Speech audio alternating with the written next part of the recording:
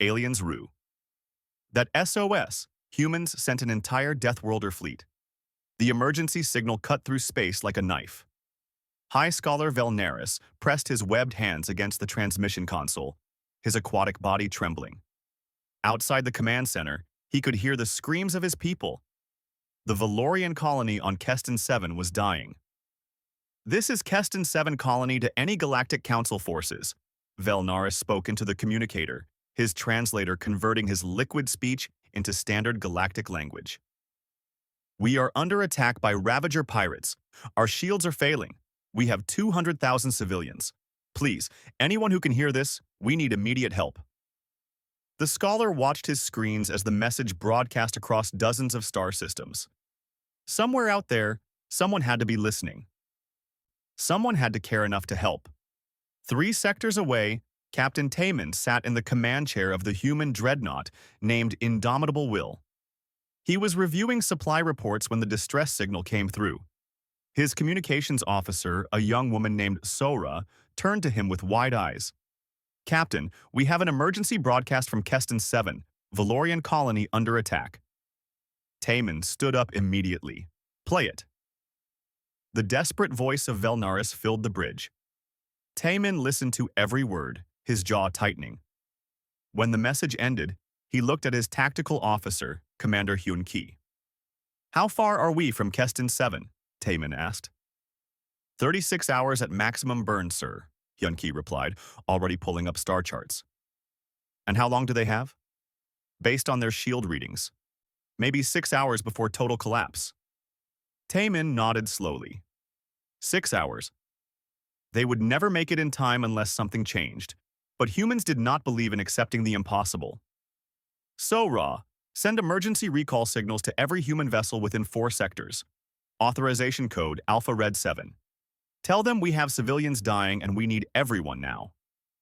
"Sir, that's the code for—" "I know what code it is," Taman interrupted. "Send it." Across the Galactic Council chambers, hundreds of light years away, Ambassador Jiwoo stood before the assembled representatives of 200 alien species. The emergency session had been called within an hour of the distress signal. Jiwoo watched as species after species made excuses. The Prelian ambassador spread his wing-like appendages. "Our nearest fleet is 3 weeks away. We cannot help in time." The Corthan representative, a large crystalline being, spoke next. "The Ravagers are too dangerous. We will not risk our ships against them." One by one, the council members explained why they could not help. They offered sympathy. They offered prayers to various gods. They offered everything except actual ships and soldiers. The council speaker, an elderly alien with 6 eyes, turned to Jiwoo. "Ambassador, does humanity have any forces near Keston 7? Jiwoo smiled. It was not a friendly smile. "We already dispatched our response 17 minutes ago, Speaker." The council chamber erupted in confused murmurs. "You dispatched forces before consulting the council?" the speaker asked. "People were dying," Jiwoo said simply. "We do not need permission to save lives." "How many ships did you send?" "All of them." The speaker's 6 eyes blinked in confusion. "I do not understand. All of what?" "All human ships within response range." By now, Captain Taman should have assembled a full expeditionary fleet. Jiwoo looked around the chamber at the shocked faces. "You seem surprised." "You moved an entire fleet in under 20 minutes?" a council member gasped. 18 minutes, Jiwoo corrected. "We trained for rapid response. While you were debating whether to help, our ships were already burning toward Keston 7. The Corthan representative stood, his crystal body shimmering with agitation. "How many ships are we talking about?" Jiwoo checked her datapad. "Current count is 47 warships, 12 carriers, 8 marine transports, and various support vessels. More are joining as they receive the recall signal." The council chamber fell silent. Then someone asked the question everyone was thinking. "Ambassador Jiwoo, are you sending an invasion force?" "No," Jiwoo replied calmly. "We are sending a rescue force. There is a difference. That is more firepower than most species have in their entire military." Jiwoo's smile faded. "Yes, And while we were building that military, the Ravagers were killing colonists. They have destroyed 7 colonies in the past 5 years. 7. And what did the council do? You debated. You formed committees. You wrote strongly worded statements. The Ravagers laughed at your statements and kept killing. She walked to the center of the chamber, her voice growing stronger. On Earth, we have a saying. If you want peace, prepare for war. We prepared. And now, while you sit here making excuses, humans are crossing impossible distances to save people we have never met. And what if you arrive too late? The speaker asked quietly. Then we will make sure the Ravagers regret every single life they took, Jiwoo said. Her voice was cold as space itself. In fact, they are probably going to regret sending that distress signal into space where humans could hear it. Aboard the Indomitable Will, the fleet was assembling. Timon watched his tactical display as ship after ship dropped out of faster-than-light travel and took position in formation. Frigates, destroyers, battlecruisers, carrier vessels carrying hundreds of strike fighters, massive transport ships filled with Marines in powered armor. The fleet's supreme commander, Admiral Sung Woo, appeared on the main view screen. He was an older man with steel gray hair and eyes that had seen too many battles. Captain Taemin, status report, the Admiral ordered. 62 vessels assembled and counting, sir. We are ready to begin the burn to Keston 7. Good. I am assuming overall command. Set course, maximum burn. I want weapons hot and Marines ready. When we arrive, we hit them with everything we have. Sir, the Council is concerned about our response being too aggressive. Admiral Sung Woo's expression did not change. The Council can be concerned on their own time. Right now, civilians are dying, and we are the only ones who can stop it. If the Ravagers wanted mercy, they should not have attacked innocent people. He paused. Captain, how many Valorians have died so far? Hyun-Ki checked his display. Estimated 140,000, sir. And counting. The Admiral's jaw tightened. Then there will be no mercy, no quarter given. The Ravagers wanted to be predators. They are about to learn what happens when you hunt in territory claimed by Earth's children. The fleet began its burn toward Keston 7. Every ship pushed their engines beyond normal safety limits. In any other species' vessels, such speeds would tear the ships apart. Human ships were built for this. Built to cross impossible distances. Built for war. Back on Keston 7, High Scholar Velnaris received a response to his distress call. It was a simple message, text only, in standard galactic language. Keston 7, this is Captain Taemin of the Human Expeditionary Fleet. We received your distress call. Help is coming. Hold on. We are coming fast. Velnaris read the message 3 times. Humans? He had heard of them. The new council members. The species that everyone whispered about in concerned tones. The ones from the death world called Earth. How far away are they? His assistant asked. The message says 36 hours. But we only have 6 hours before the shields fail. Velnaris looked at the message again. Something about it made him believe. Maybe it was desperation. Maybe it was the simple, direct promise. Send a response. Tell them our exact location and confirm the enemy count. If humans are coming, we need to survive long enough to see them arrive. Outside, the Ravager ships continued their bombardment. Their leader, Warlord Kratek, laughed as he watched the Valorian shields weaken. Another colony. Another easy target. The council species were all the same. Weak. Afraid. They would send strongly worded messages and do nothing. His tactical officer approached. Warlord, we detected a transmission from the colony. Let me guess, another plea for mercy? No, sir. They sent a distress call, and someone responded. Kratek was not concerned. Who? The message signature says, humans? Kratek had never heard of them. Some new council species? Yes, Warlord. They joined 30 years ago. Then they will be like all the others. Weak. Keep firing. We will have this colony stripped and empty before any help arrives. But deep in space, moving faster than any Ravager ship could match, the human fleet burned toward Keston 7. And in the command chair of the Indomitable Will, Captain Taemin studied the tactical data on the Ravagers. They have no idea what is coming for them, Hyun-ki said quietly. Taemin nodded. Good. Let us keep it that way. The die was cast. The Ravagers had sent their distress into space, and humans had answered. Soon, very soon, the galaxy would learn what happened when predators made the mistake of hunting in the presence of Earth's children. Aliens rue. That SOS, humans sent an entire Deathworlder fleet. The human fleet moved through space like a spear thrown by an angry god. 62 warships, all burning their engines at speeds that would have terrified other species. Inside the flagship, Admiral Sung-woo walked through the corridors, observing his crew. They were ready. Every human in the fleet knew what was coming. Combat. Real combat, not just simulations and training exercises. The Admiral had fought in the Earth Unification Wars decades ago. He knew what war looked like. These young people were about to learn. He entered the medical bay where Dr. Mi-young was preparing her team.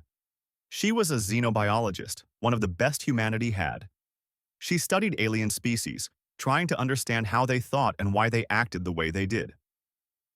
Doctor, do you have information on the Ravagers? The Admiral asked. Mi-young pulled up holographic displays showing the Ravager species. They were tall, thin creatures with gray skin and large black eyes. They evolved on a low-gravity world with almost no predators. They never had to fight for survival like we did. When they discovered space travel, they became scavengers and pirates because it was easier than building their own civilization. Psychologically, they are bullies, Admiral. They prey on weakness. Every species they have attacked has been peaceful or poorly defended. They have never faced serious resistance. The Admiral studied the images. So they have never fought anyone who fights back. Exactly. Their tactics rely on overwhelming fear and superior numbers. They expect their victims to surrender or run. We will do neither, the Admiral said quietly. He looked at Mi-young. What will they do when they realize we are not afraid? Mi-young considered this. Honestly, Admiral, I think they will panic. Their entire society is built on being the scariest thing in the room. When they meet something scarier, they will not know how to respond. In the carrier bay, Lieutenant Haewon was conducting pre-flight checks on her fighter. She was young, only 23, but she was the best pilot in her squadron. Her grandmother had been a fighter pilot during the Earth Wars. Now, Haewon carried on that tradition. Her squadron leader approached. Nervous? A little, Haewon admitted. I have flown 1,000 simulations, but this is real. The training is real. Trust your training. Trust your wingmates. And remember, we are not just fighting for ourselves. We are fighting for 200,000 civilians who cannot fight back. Haewon nodded. She climbed into her fighter and sealed the cockpit. Around her, hundreds of other pilots were doing the same. When they reached Keston 7, they would launch first, clearing a path for the capital ships. Down in engineering, Dong-hyun was working on the weapon systems. He was the chief engineer, responsible for keeping every gun, missile, and shield generator operational. His team worked around the clock, making sure everything was perfect. Chief, the railguns are showing some thermal variance, one of his technicians reported. Dong-hyun examined the readings. Adjust the cooling system. When we hit Keston 7, I want these guns firing continuously for hours if necessary. No malfunctions, no failures. Lives depend on us. The technicians saluted and got to work. Dong-hyun moved to the next station. The ship's engines were running at 120% of normal capacity. Any other species would call this reckless. Humans called it Tuesday. Back on the Indomitable Wills Bridge, Captain Taemin received a communication from Admiral Sung-woo. Captain, I want a complete briefing on our tactical approach. Conference room, 10 minutes. Bring your senior staff. Taemin gathered his officers. Commander Hyun-ki brought tactical data. Sora brought communication logs from the Valorian colony. They met in the Admiral's conference room aboard the flagship. The Admiral activated a holographic display of the Keston 7 system. This is our target. 34 Ravager vessels in orbit around the colony world. The colony shields are failing. At current bombardment rates, they have maybe 4 hours left when we arrive. What about the Ravager's formation? Hyun-ki asked. They are spread around the planet in a loose blockade. No military discipline. They are positioned to prevent escape, not to defend against attack. They are not expecting resistance. Taemin studied the display. We will use that against them. What is the plan, sir? Admiral Sung-woo manipulated the hologram, showing the fleet's approach vector. We drop out of faster-than-light travel here, at the system's edge. Immediately launch all fighters. The fighters will move ahead of the capital ships, forcing the Ravagers to react. While they focus on the fighters, our capital ships will fire missiles and railguns. We will punch through their formation and establish defensive positions around the colony. Rules of engagement? Taemin asked. The Admiral's expression was hard. No warnings beyond the initial demand to surrender. No quarter. No prisoners unless they actively surrender, and even then, only if it does not risk our people or the civilians. The Ravagers have killed 140,000 Valorians. We will not let them kill any more. Sora looked uncomfortable. Sir, the Galactic Council has rules about proportional response. The Council is welcome to file a complaint, the Admiral said coldly. After we save the people they abandoned. Any other concerns? No one spoke. Good. Return to your stations. We arrive in 34 hours. I want every person on every ship ready for combat. Dismissed. As the officers filed out, Taemin remained behind. Sir, the crew is young. Most have never seen real combat. I know, Captain. But they are human. Combat is in our blood, whether we like it or not. Earth made sure of that. The Admiral looked at the hologram of Keston 7. We evolved on a world where everything wanted to kill us, where survival meant fighting every single day. These Ravagers think they are predators. They are about to meet the apex predators of the galaxy. Meanwhile, in the Galactic Council chambers, the debate continued. Ambassador Ji-woo sat quietly while other species argued about humanity's response. This is exactly what we feared, one ambassador said. Humans deploying military force without council approval. They are responding to a distress call, another countered. What would you have them do? Debate while people die? There must be rules, procedures. Ji-woo finally stood. You want to talk about rules? Fine. The Ravagers broke the first rule, do not murder civilians. They broke the second rule, do not attack council colonies. They have been breaking these rules for decades while you wrote reports. Now, humans are going to enforce the rules you could not. By destroying an entire pirate fleet? Yes, Ji-woo said simply. On Earth, we learned a hard lesson over thousands of years. Evil that is not stopped will continue. Predators that are not stopped will keep hunting. The Ravagers have destroyed 7 colonies. 7. How many more before you would have finally acted? 10? 20? 100? The council speaker tried to restore order. Ambassador Ji-woo, we understand your passion, but there are concerns about human military capabilities. Your fleet is larger than most species' entire military. What if humanity decided to use that force against council members? Ji-woo looked around the chamber. Then you should be very glad we are on your side. You should also ask yourselves why you need us to protect you. Why do 200 advanced species need humans to do their fighting? Maybe because you forgot how to fight. You forgot that sometimes violence is the only language that evil understands. She pulled up a display showing the current situation at Keston 7.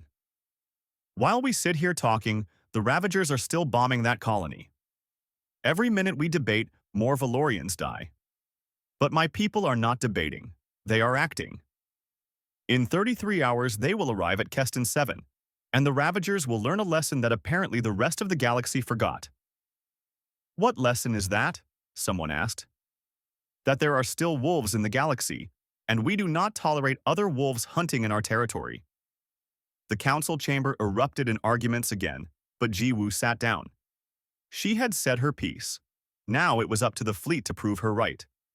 Aboard the Indomitable Will, Captain Taemin stood on the bridge, watching the stars stream past. Somewhere ahead, civilians were dying.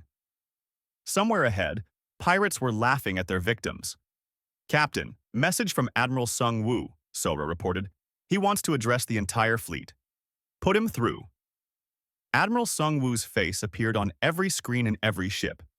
62 vessels, over 40,000 humans, all listening. This is Admiral Sung Woo. In 33 hours, we will arrive at Keston 7. We will face an enemy that has spent decades preying on the weak. They think they are predators. They think they are strong. They are wrong.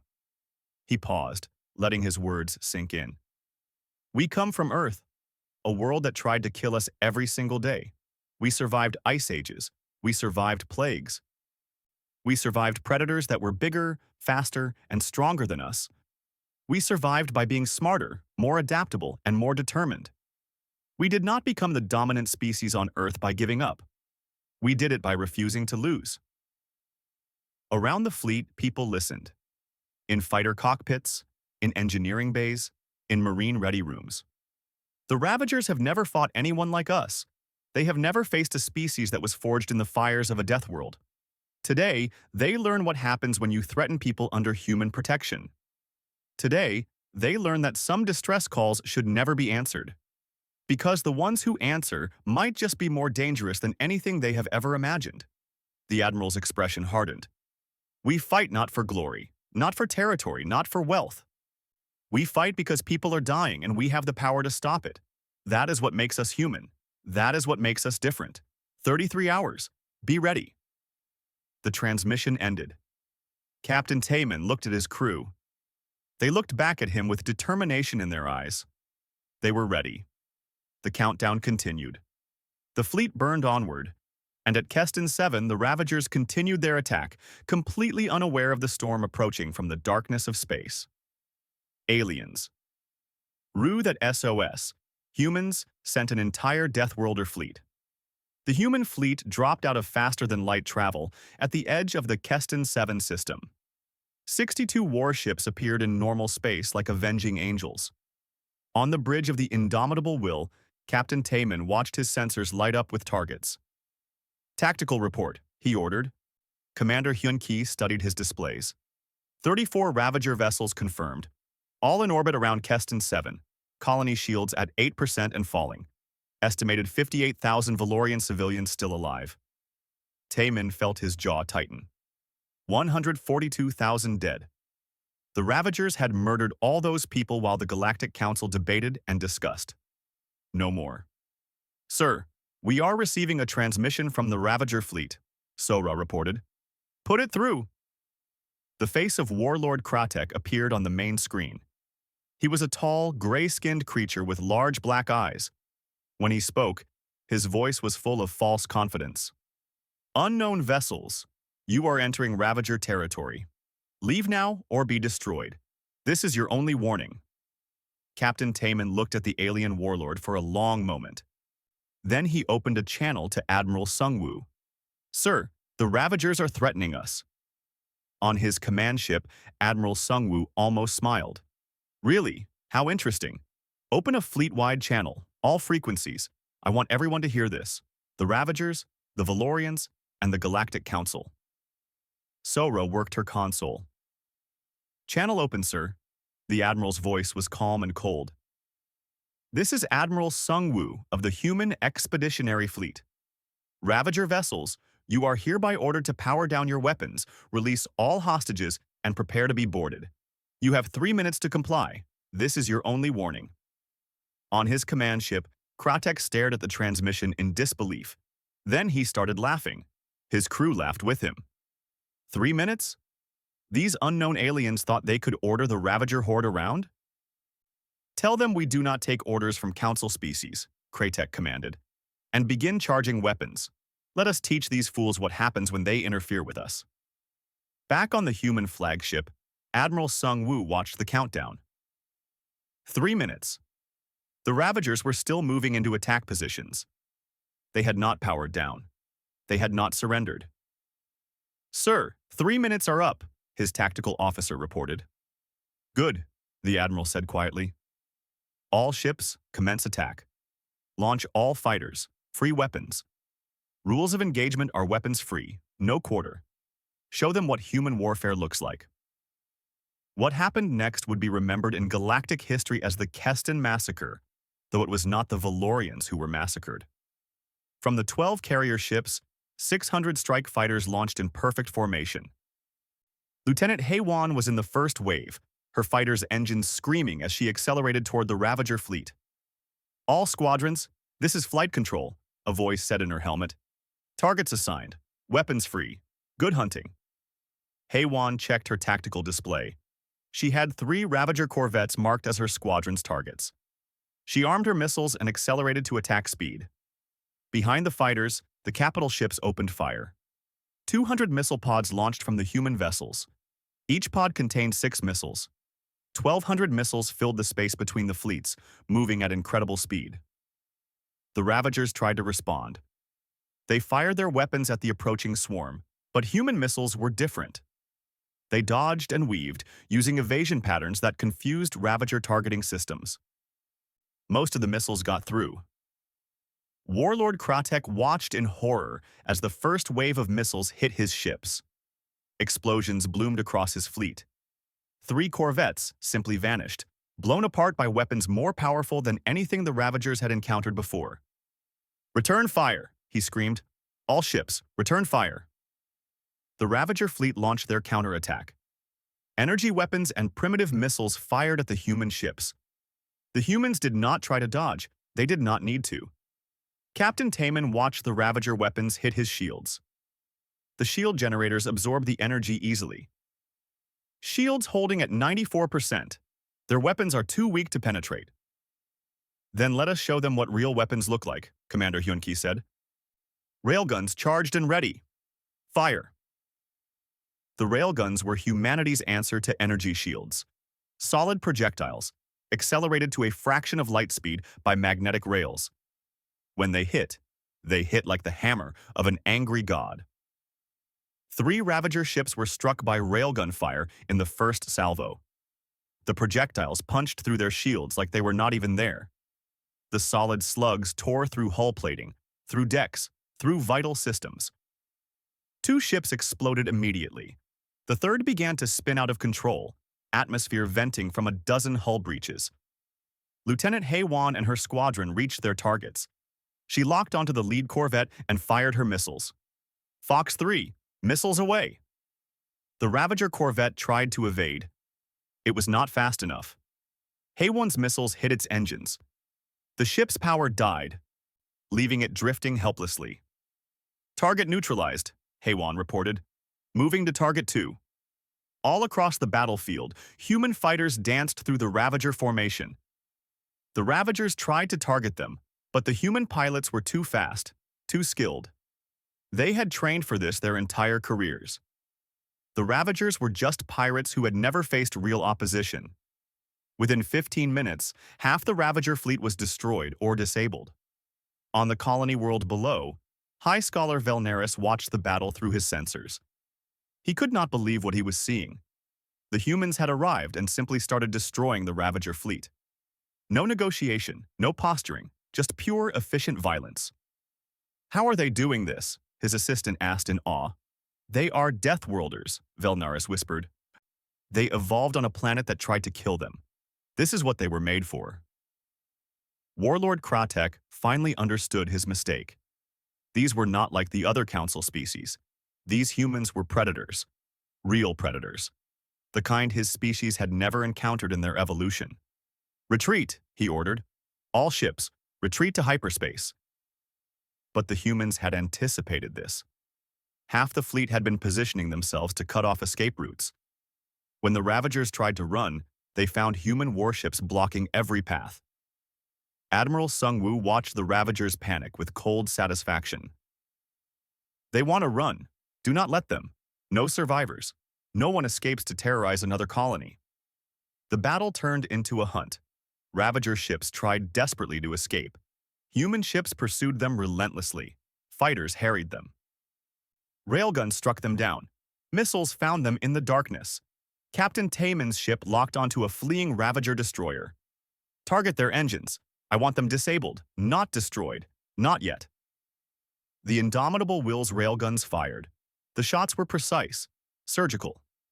They destroyed the Ravager ship's engines but left the rest intact. The ship went dead in space, helpless. "Sir, the ship is hailing us," Sora reported. "Let me hear it." A Ravager voice came through, high-pitched with terror. "Please, we surrender. We surrender. Do not kill us. Taman thought about the 142,000 dead Valorians.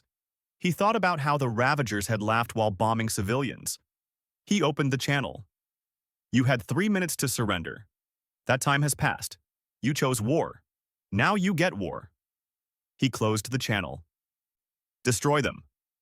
The Indomitable Will's main guns fired. The Ravager destroyer exploded. Warlord Kratek was in his command ship, watching his fleet die around him. 29 ships destroyed, 4 disabled. Only one other ship remained operational besides his own, and it was badly damaged. He tried one last desperate move. Human ships? I have 3,000 Valorian prisoners aboard my vessel. If you do not let me go, I will kill them all. The response came from Admiral Sung Woo. His voice was colder than the void of space. Then I suggest you prepare to meet whatever gods you believe in, because we are boarding your ship, and you will not kill anyone else. Ever again. Kratek stared at the transmission in disbelief. You will kill the hostages trying to board us. No, the Admiral replied. You will try to kill the hostages, and you will fail. We are Deathworlders, Warlord. Boarding actions are what we do. They are what we have done since before we left our homeworld. You think your ship is a fortress? To us, it is just another target.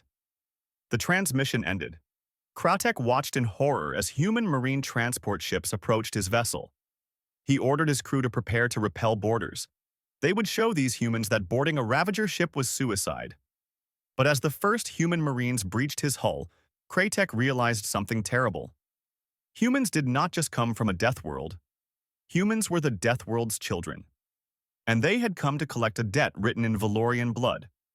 In the command center on Keston 7, High Scholar Velnerus watched the battle reach its final stage. The Ravager fleet was gone. Only the Warlord's ship remained, now surrounded by human vessels. They are going to board it, his assistant said. They are going to save our people. Velnerus nodded slowly. The humans had crossed impossible distances at impossible speeds.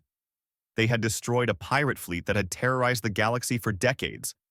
And now they were going to storm a hostile ship to save 3,000 hostages. What are they? He whispered. No one had an answer.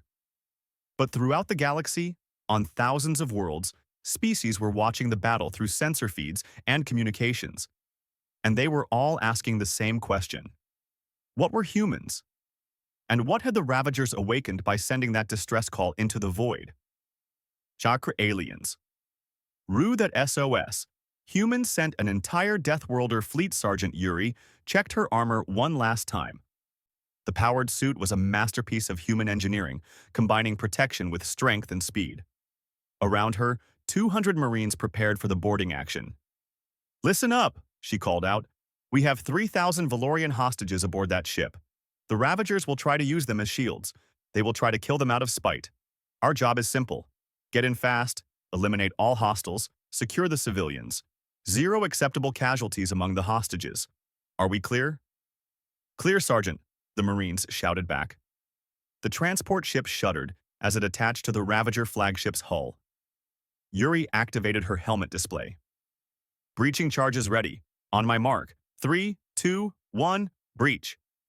8 points around the Ravager ship exploded simultaneously. Human Marines poured through the openings like water through a broken dam. They moved with practiced efficiency, weapons up, scanners active. Inside the Ravager ship, Warlord Kratek's crew tried to mount a defense. They had set up barricades in the corridors. They had positioned themselves at choke points. They were ready for battle. They were not ready for humans. Sergeant Yuri's squad hit the first barricade. The Ravagers opened fire with their energy weapons. The shots bounced off human armor. Yuri did not even slow down. She raised her weapon and fired. Human weapons were designed for one purpose: to end threats permanently. The projectiles tore through the Ravager barricade like paper. 4 defenders went down in the first second. The rest tried to run. Squad 2, they are fleeing towards Section 7, Yuri reported. Cut them off. Copy that, Sergeant. Moving to intercept. Throughout the ship, similar scenes played out. Ravagers tried to fight. Ravagers tried to flee. Neither strategy worked. The humans moved through the ship like they had built it themselves, seeming to know exactly where to go. On the human flagship, Dr. Mi Young monitored the boarding action from her station. Admiral, the Marines are using the ship's layout we reconstructed from sensor scans. They know every corridor, every room. Admiral Sung Woo nodded. We do not board ships blindly, Doctor. We study them. We plan. We execute. This is not luck. This is preparation. Inside the Ravager ship, Sergeant Yuri's squad reached the area where hostages were being held. Her scanner showed 30 Valorians behind a sealed door. It also showed 6 Ravagers with weapons pointed at the hostages. Hostage situation, Yuri reported. Permission to breach? Granted, came the reply. Acceptable risk to 0. Make it happen. Yuri studied the door. Standard Ravager design. She placed a small charge on the hinges. Flashbang in 3, 2, 1. The charge detonated. The door fell inward. Simultaneously, 3 Marines threw flashbang grenades into the room. The devices exploded with blinding light and deafening sound. The Ravagers were stunned, disoriented. The Valorians, protected by the fallen door, were shielded from the worst effects. Yuri and her squad entered the room in that moment of confusion. 6 targets, 6 shots. All within 2 seconds. Every Ravager dropped. Not one had time to fire their weapons at the hostages. Hostages secure, Yuri reported. She approached the Valorians, who were huddled together in terror. She removed her helmet so they could see her face. It is okay. You are safe now. We are here to help. One of the Valorians, barely more than a child by their standards, stared at her. You are human? Yes. You saved us? Yuri smiled. That is what we do. Now stay here. We will come back for you when the ship is secure. This scene repeated throughout the Ravager flagship. Room by room, corridor by corridor, the humans cleared the ship. The Ravagers tried to resist. They tried to use hostages as shields. They tried everything they could think of. Nothing worked. The humans were too fast, too skilled, too determined. And they had something the Ravagers lacked. They actually cared about the hostages. Every decision the Marines made was calculated to protect the Valorians first. Warlord Kratek was in his command center when Sergeant Yuri kicked in the door. He was surrounded by his last remaining guards, his elite warriors. He was sure they could handle one human. Killer, he screamed. The elite guards attacked. They were the best the Ravagers had. They were trained fighters. They were armed with the finest weapons their species could make. It did not matter. Yuri moved like a dancer. Her armor made her stronger and faster than any Ravager. She dodged the first guard's attack, grabbed his arm, and used his own momentum to throw him into his companion. Before they could recover, she fired twice. 2 guards down. The third guard tried to shoot her in the back. Her armor's sensors detected him before he pulled the trigger. She spun and kicked, her armored boot hitting him with the force of a sledgehammer. He flew backward and did not get up. The fourth guard was smarter. He grabbed a Valorian hostage, holding a knife to the civilian's throat. Stay back or I kill.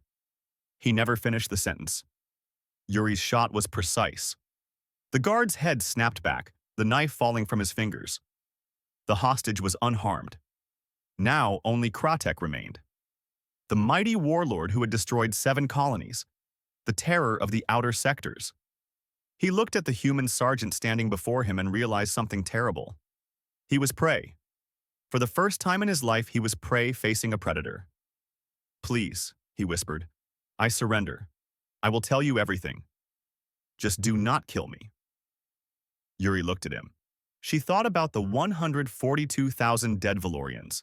She thought about the 7 destroyed colonies. She thought about all the civilians who had begged this creature for mercy and received none. Request denied, she said, and pulled the trigger. 23 minutes after the boarding began, Sergeant Yuri reported to Admiral Sung Woo. Sir, Ravager flagship is secure. All hostages rescued. 3,000 Valorians safe. All Ravagers eliminated. We have 2 Marines with minor injuries.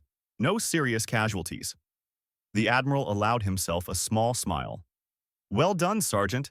Evacuate the hostages to our medical ships, then clear out and scuttle that vessel. I do not want it left as a monument to evil. Yes, sir. Throughout the battle zone, the remaining damaged Ravager ships were being systematically destroyed. Captain Taman watched from his bridge as the last one exploded. Tactical report, he ordered. Commander Hyun-ki checked his displays. All Ravager vessels destroyed. Total time from engagement to completion: 3 hours, 14 minutes. Human casualties: 2 Marines with minor injuries, both already treated. Valorian casualties during rescue: 0. 3 hours. The Ravager horde, a scourge for 80 years, had been completely destroyed in 3 hours. Sir, we are receiving a transmission from the colony, Sora reported. Put it through. High Scholar Velnaris appeared on the screen. He looked exhausted and traumatized, but alive. Captain Taman, I do not have words. You saved us. You crossed impossible distances and fought an impossible battle and saved us. Taman inclined his head. We received your distress call. We could not let it go unanswered.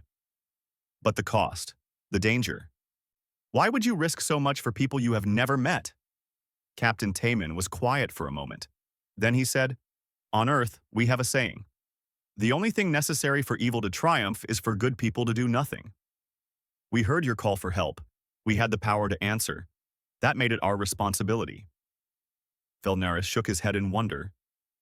What are you? What kind of species crosses the galaxy to fight for strangers? We are human, Taman replied simply. We are from Earth.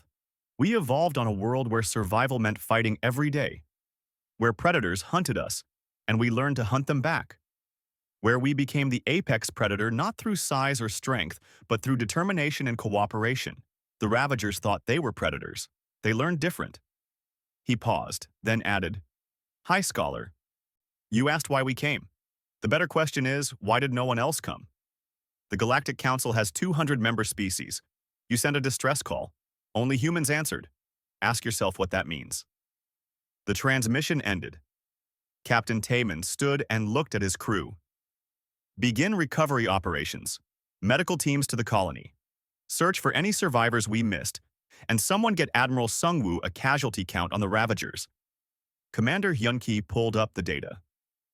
Sir, confirmed Ravager casualties. All of them. Estimated total. Approximately 12,000 Ravagers across 34 ships. And the hostages? 3,000 rescued without injury.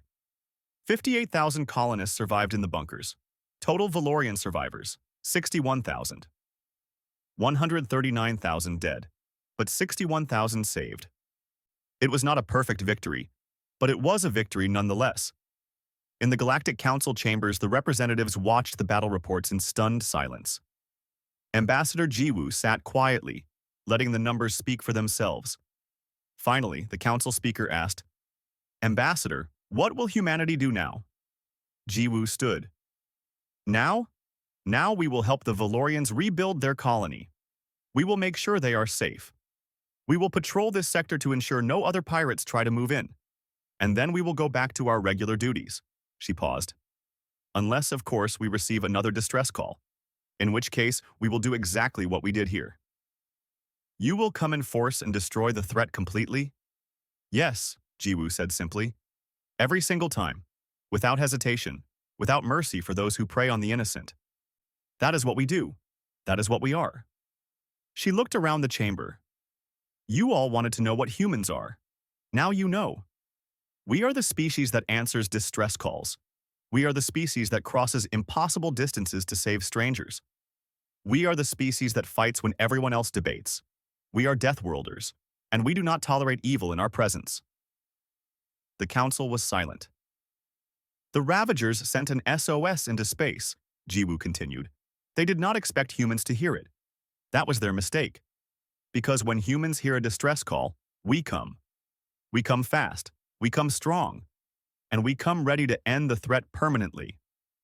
She sat down. Meeting adjourned. Farce, aliens rue. That SOS, humans sent an entire Deathworlder fleet. 6 months after the Battle of Keston 7, the galaxy was a different place. The news of what happened had spread to every corner of Council space. Humans had received a distress call and responded with an entire fleet.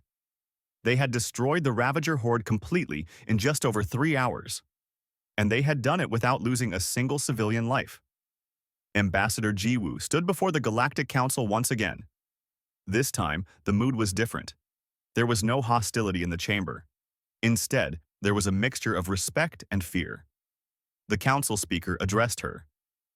Ambassador Jiwoo, the council has completed its investigation into the Keston 7 incident. We have reached our decision. Jiwoo waited. She knew what was coming. The debate had raged for months. Some species wanted humanity expelled for excessive force. Others wanted humanity given more authority. The balance of power in the galaxy was shifting, and everyone knew it. The council finds that humanity acted within the bounds of council law, the speaker announced. You responded to a legitimate distress call. You used force appropriate to the threat. And you protected civilian lives at great risk to your own people. The council commends humanity's actions. Jiwoo nodded but said nothing. There was more coming. However, the speaker continued, the council is concerned about humanity's military capabilities. Therefore, we propose a new arrangement. Humanity will be appointed as the council's primary rapid response force. When distress calls are received, human ships will be authorized to respond immediately without waiting for council approval. The chamber erupted in discussion. Jiwoo let them talk for a moment, then stood. The room fell silent. The council honors us with this responsibility, she said carefully. But we need to be clear about what this means. If humanity becomes your rapid response force, we will respond to every call, every pirate attack, every colony raid, every threat to innocent lives, and we will respond the way we did at Keston 7, with overwhelming force, with zero tolerance for those who prey on the weak. If the council wants us to be your sword, then you need to accept how we use that sword. You would exterminate every pirate group in the galaxy? Someone asked. If they do not surrender, yes, Jiwoo replied. On Earth, we learned a lesson over thousands of years of warfare. Evil that is not stopped will continue and grow. The Ravagers terrorized the outer sectors for 8 decades because no one stopped them. We stopped them in 3 hours. Which approach saved more lives in the end? The council debated for hours. Species after species voiced their opinions. Some called humanity too violent. Others argued that violence was exactly what the galaxy needed. In the end, the vote was close, but it passed. Humanity was now the Council's official rapid response force. On the rebuilt colony of Keston 7, High Scholar Velnaris gave a speech to his people. 61,000 Valorians had survived the Ravager attack. With human help, they had rebuilt their homes, their schools, their lives. 6 months ago, we sent a distress call into the void, Velnaris said. We did not know if anyone would hear it. We did not know if anyone would care. And then the humans came. He paused, looking at the crowd. Many of them had been rescued from the Ravager ships. All of them had watched human marines storm through enemy fire to save them. We asked what humans are. I have an answer now. Humans are what happens when a species evolves on a world that tries to kill it every single day. They are what happens when survival requires fighting, struggling, and refusing to give up. They are predators who chose to use their strength to protect rather than destroy. He gestured to the human ships in orbit above them. We are alive because of them. 139,000 of our people died, but 61,000 survived because humans crossed impossible distances at impossible speeds to save strangers they had never met. That is what humans are. They are the answer to the question, who will help us? They are the ones who come when you call. In the human fleet orbiting Keston 7, Captain Taemin sat in his ready room, reviewing reports. The indomitable Will was preparing to return to regular patrol duties. The job here was done. Commander Hyun Ki entered. Captain, we just received something interesting. It is a compilation of pirate activity over the past 6 months. And it has dropped by 73% across all sectors. Pirates are abandoning their bases. Some are trying to go legitimate. The ones who are not are being very careful about who they target. Taemin smiled slightly. They learned their lesson. There is more. We intercepted a transmission from a pirate group. They were planning to raid a mining colony. One of them asked if there were any human ships in the area. When they confirmed there were, they called off the raid. Good, Taemin said. That is the point. The best battle is the one you never have to fight because the enemy is too afraid to attack. On Earth, in the military headquarters, Admiral Sung Woo met with his senior staff. Dr. Mi Young was present, along with several other key officers. The Keston 7 operation has changed everything, the Admiral said. The galaxy now knows what human military doctrine looks like. They know we respond fast, hit hard, and do not stop until the threat is eliminated. We have become the Council's enforcers. Is that a good thing? Dr. Mi Young asked. That depends on what we do with it, Admiral Sung Woo replied. We now have more authority, more responsibility, more expectations. The galaxy is watching to see if we abuse this power or use it wisely. Lieutenant Haewon, promoted and now serving as a tactical consultant, spoke up. Sir, there have been 12 distress calls since Keston 7. We responded to all of them. In 10 cases, the pirates fled before we arrived. In the other 2, they surrendered immediately when they saw our ships. No shots fired? The Admiral asked. Not a single one. The Battle of Keston 7 did its job. No one wants to fight humans anymore. The Admiral nodded slowly. Good. That means the 139,000 Valorians who died were not forgotten. Their deaths meant something. They became the reason the galaxy learned to fear preying on the innocent. 3 months later, another distress call echoed through space. A small colony on the edge of Council territory. Pirates demanding tribute, the colonists refusing, violence imminent. This time, the response was different. The Korthan Empire sent ships. The Prelian Defense Fleet deployed immediately. 3 other species volunteered vessels. A multi-species response force assembled to help the colonists. But in the center of that force, leading the way, was a human destroyer. Captain Taemin's indomitable will, flanked by 2 frigates. The pirate group saw the fleet approaching. They saw the human ships at the front. They powered down their weapons and broadcast an immediate surrender before the fleet even entered weapons range. This is the pirate vessel Darkstar. We surrender. We will release all hostages and submit to Council authority. Please do not send the humans. Captain Taemin allowed himself a small smile. Attention, pirate vessel. This is Captain Taemin of the Human Expeditionary Fleet. Power down completely and prepare to be boarded. If you resist, if you harm anyone, if you do anything except exactly what we tell you, we will respond as we did at Keston 7. Do you understand? Yes, yes, we understand. We surrender. Please, just do not kill us. The pirates were taken into custody without a single shot fired. The colonists were safe. The multi-species force returned to their bases, proud of their first successful joint operation. In the Galactic Council chambers, Ambassador Jiwoo received a message from the Council speaker. Ambassador, the Council wishes to thank humanity for training our forces in rapid response tactics. The operation today succeeded because of what you taught us. Jiwoo smiled. You are welcome, Speaker, but remember, we did not just teach you tactics. We taught you the most important lesson. Evil exists, and it must be confronted, not debated. The colonists today are safe because you acted instead of discussed. The galaxy is changing, Ambassador. Yes, it is, and that is good. For too long, predators ruled the outer sectors because no one stopped them. Now they know that if they attack innocent people, they will face consequences. Real consequences. That is how it should be. 1 year after Keston 7, Sergeant Yuri stood in the Valorian Memorial Hall. It was a place built to remember the 139,000 dead. Each name was inscribed on crystal walls that reflected light like water. A young Valorian approached her. It was the same child she had rescued from the Ravager ship. You are Sergeant Yuri? Yes. I wanted to thank you for saving me, for saving all of us. Yuri knelt down to the child's level. You do not need to thank me. We did what anyone should do. We helped people who needed help. But you are warriors. You fight. You kill. How can you be so gentle with us but so terrible to our enemies? Yuri thought about this. On Earth, we have many predators. Lions, tigers, wolves. They are dangerous, yes. But they only hunt when they are hungry. They protect their young. They can be both fierce and gentle. Humans are the same. We can be terrible to those who threaten innocence, but we can also be kind to those who need protection. That is what makes us human. The child nodded slowly.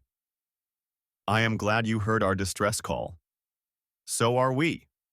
Back in space, the human fleet continued its patrols.